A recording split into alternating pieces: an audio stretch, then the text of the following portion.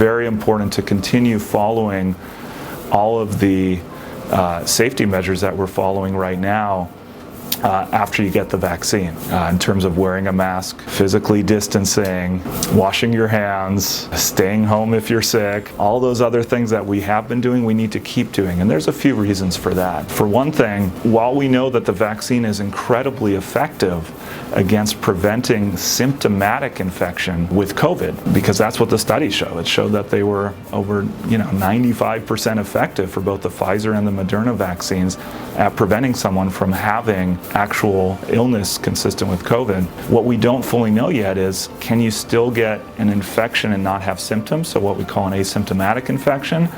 And can you still pass the virus to someone else if you are infected asymptomatically, even though you had the vaccine? I think the likelihood is pretty low that that's going to be the case, that you can still get these asymptomatic infections, but we just don't know for sure.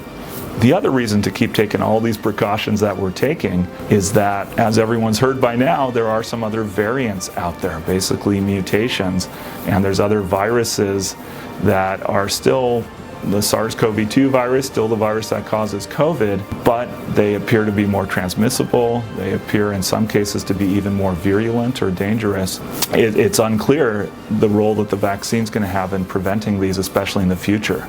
Right now it looks good. It looks like they are able to prevent these variant viruses as well, but time is going to tell, especially as things keep changing very rapidly. And so we don't want to let our guard down and wind up with yet another pandemic on our hands with a variant virus if we can prevent that.